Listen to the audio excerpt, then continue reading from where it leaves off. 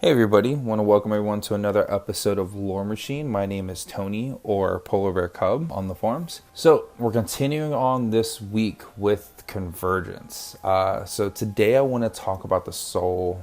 Well, sorry, no, not the soul vessel. We talked about soul vessel yesterday. What I want to talk about actually is the transfer process.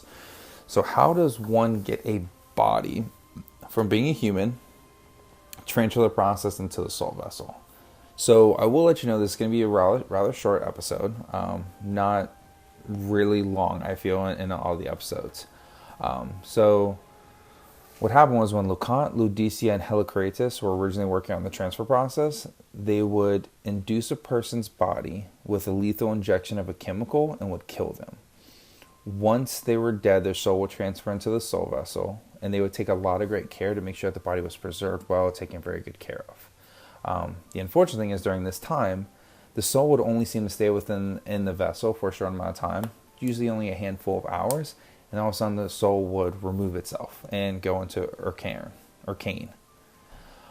So it was through Ludicia's interrogations of the Lich Lord, and later on LeConte going through the research that they realized that the soul kept leaving the vessel because the body was still there and intact, and it was almost clinging to it as a focal point.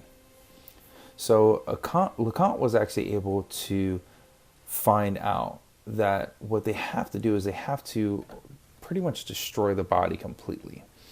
And when Helicratus volunteered to be the one to go into the body, they actually put a helmet on him and sent a shock through him that pretty much destroyed his body almost to ash. What this does was this forced the soul to not be tethered to anything anymore, and was able to allow him to go into the vessel and be the first successful clockwork body. They also do this through Enigma foundries on the battlefield, where when people die on the battlefield, they're able to actually collect their souls and bring them back as clockwork legions. There is a concern during this time that when this happens, there's a chance that when the soul transfers, it doesn't always transfer correctly and could lead to long-term issues with the body. This could result in someone losing part of their sanity, and the potential fear that if you're a warcaster and die out there, you might not be able to transfer with all of your warcaster abilities.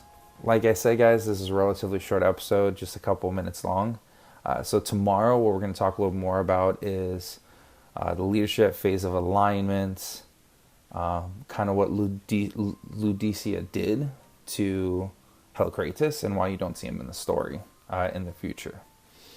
But other than that, guys, I want to thank everyone for listening to another episode of Warmachine. Have a good day.